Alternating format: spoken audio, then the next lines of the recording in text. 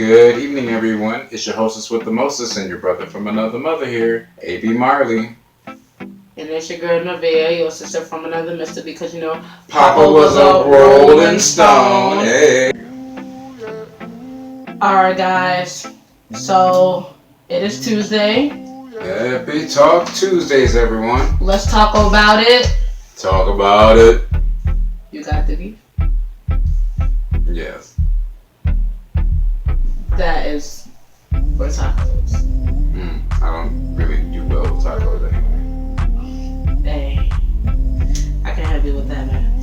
Alright, guys, so on a serious note, all jokes aside, we are going to talk about something that has been a real big problem here in our country, and it has come to the point to where it is a normal thing that has been, I wouldn't say accepted, but it's just a thing that it's like a temporary outrage about something, and then once something else comes along, everybody pays attention to that instead of focusing on what just happened. Like lives were lost, people's families were destroyed, and all because somebody had, whether it was an emotional decision, a psychological decision, whatever the case, of course, might be, you chose to do that. Right.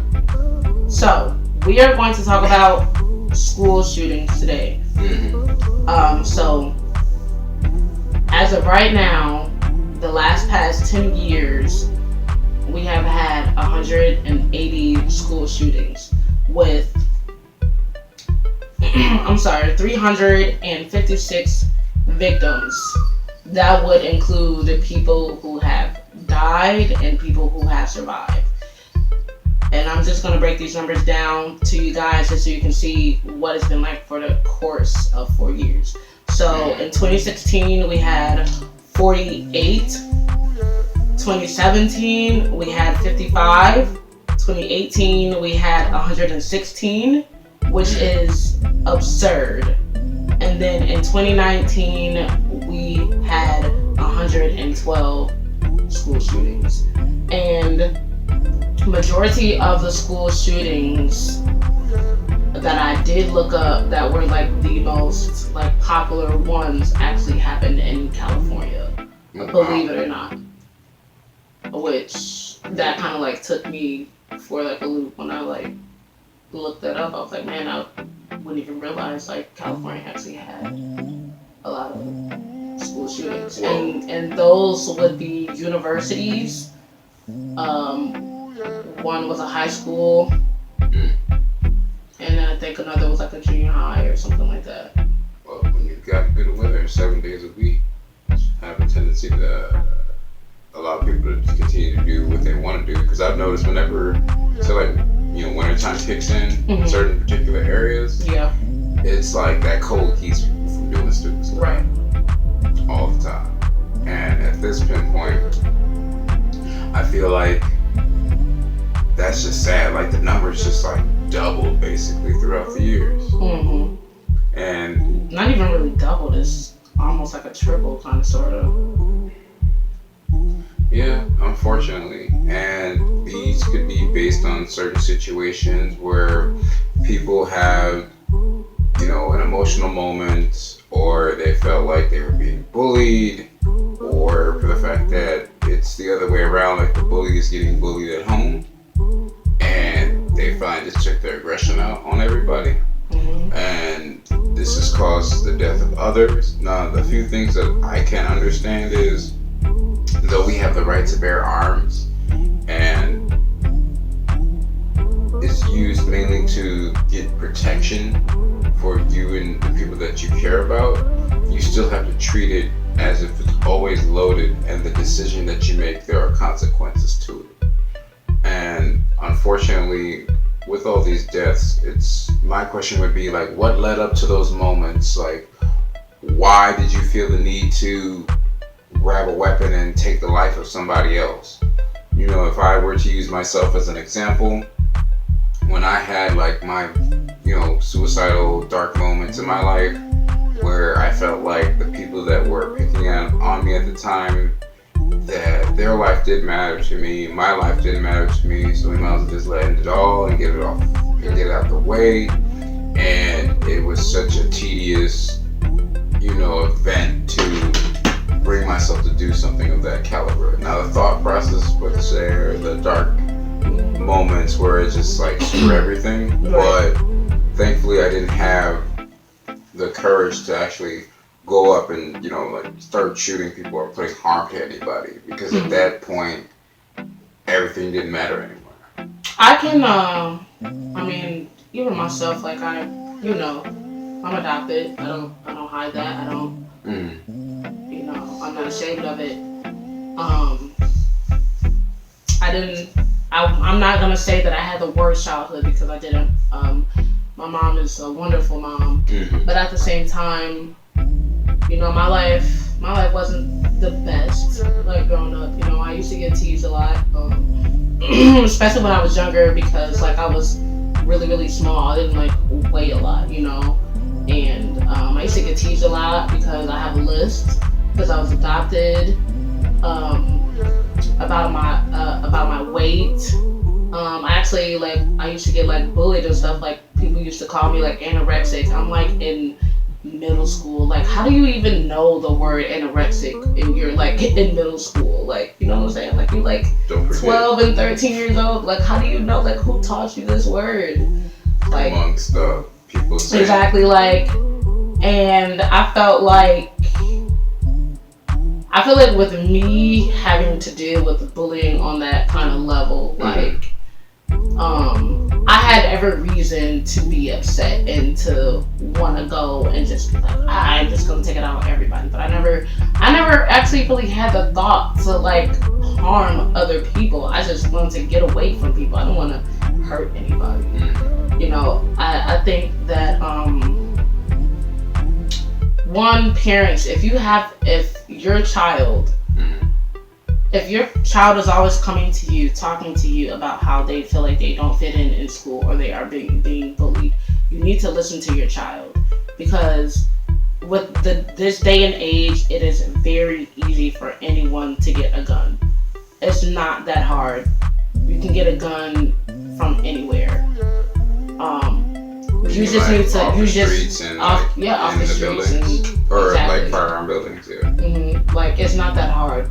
And for those of you parents who do own guns, 1, teach your kids about gun safety, and 2, make sure you keep your guns locked away. Because majority of the school shootings that have happened in high schools, elementary schools, have happened because of these kids and teenagers' parents who are these big gun fanatics, and they have these guns, and the kids are well, I'm just going to do whatever I want to do because I think I can do it, and I'm tired of this, I'm tired of that. There's always other ways to let out your aggression besides trying to take it out on other people. Yeah, but some people haven't been taught that. That's the problem. Exactly. So you have to acknowledge it, and this is the thing that this is the thing I stress the most about to people. It's you do have to pay attention to your kid, and at the same time you have to let your kid learn. If you just handed them all the answers, then their expectation is I'm always going to be handed something. So you should be able to give me something that I want, even though I need to learn how to get it in the first place. So when it comes to the bullying situation, because my mom would come to my school regularly, because there was always somebody that was messing with me, and it got to the point where she really couldn't do anything. The teachers, the deans, they can't do anything unless they have valid proof. It was mainly just because they can't just take action and claim somebody's doing something. So either you do one of two things. You either learn to ignore their banter towards you and how they would treat you, and sometimes it doesn't always work. You have to learn to work around that, or you're gonna have to stand up for yourself and say enough is enough. That's why what I liked about growing up in my generation was it wasn't about pulling a gun out and shooting somebody or pulling a weapon out in general and causing harm. It was about throwing hands. I will say this. We've known each other all of our lives, We did have an incident at our high school once where there was a kid that got into a fight with another kid, and he actually like had like a knife and like a rock, and he was like about to like do like real crazy stuff. Now I will say, if I'm not mistaken, I think it was last year when there was a kid that went to Zion, and they actually found out that the kid like had a gun like in his backpack or whatever like that. And, yeah, it happened. It happened to Zion. I think it was like either last year or the year before last. Those of y'all who are from Zion and y'all do know about the kid that had the gun, comment down below so that way we can have better, accurate information about this. Then we'll do better research for the next video. But indeed. Hold on just 1 second. Just a little fact. Because school shootings became so popular, they actually made bulletproof backpacks for kids to go back to school with. And they were selling them at Walmart. I don't know if they are still selling them at Walmart now, but I do know that they were actually being sold at Walmart at one point. That's just sad. Yeah. And if some of these, and see the thing is, school shootings just don't happen in junior highs or high schools. Some of them happen in elementary schools too. There was like a case that happened, like there was like this kindergartner that had like a gun and stuff like that. And it's just like, parents, you need to be aware of things that your kids bring with them to school. You know, check after them. Check, like, please do. Because you are allowing them to put not only themselves in danger, but other people in danger. And for those people who have been in school shootings for universities, that just goes to show that you can still be an adult and have problems. Of course, that's a given. Exactly. You know, never grow out of your problems for very long. Of course not. Because you accept them. These domestic terrorists that lead up to the point where they start doing stuff like this. You know what's crazy to me? When anybody tells the story of the individual that they were talking about, either most of them couldn't even describe what type of person they were, except for how they were on the outside, you know, quiet to themselves, always trying to stay away from everything. But we always noticed that they were always getting messed with, but we did nothing. And then they cry and go like, why did this happen? And it's like, you just gave yourselves the answer because you saw what was going on and you chose to do nothing. And the same thing could be said about, you know, people who are friends with those individuals. You know, if you tried and you didn't have the best ideas, that's one thing. But if you just stood there and let your friend go through all that, then what kind of person does that make you in particular? You know what I'm saying? Because at the end of the day, there are always the first steps that can lead up to the final act. If shooting and killing somebody was the final act, what led up to those moments? When we talk about bullying, we're talking about from previous experiences where we didn't even acknowledge our existence at some point. And even some of us had even darker thoughts in the back of our head. Unfortunately, people need to start taking responsibility for their own kids and accept when they do something wrong. And accept the fact that you are not always there for your child. Because I know many parents that will sit there and say, well, that can't be my child. And it's like, but in reality... And see, I actually had a conversation with someone about that. I was like, could you imagine being a parent at work and you hear about a school shooting and it's one thing when you are on the receiving end and you hear about a school shooting and your kid was one of the students that may have gotten out of it. But what happens if you get the phone call and your student is the shooter? That's a heartbreak, honestly. Because it's like, you really have to question yourself as a parent if you have a child who actually was the shooter of this. And honestly, not all of the school shootings have been from people who were students. Some of them have been from people who were maybe past students, or even people who knew people that went to the school. And they reacted. Gotcha. Yeah, that could be like a possibility. there was a shooting that I was looking that I just happened to run across, and there was a guy who his child was going to a school. It was elementary school, and he killed 20 first graders. They were 6 and 7 years old. 20.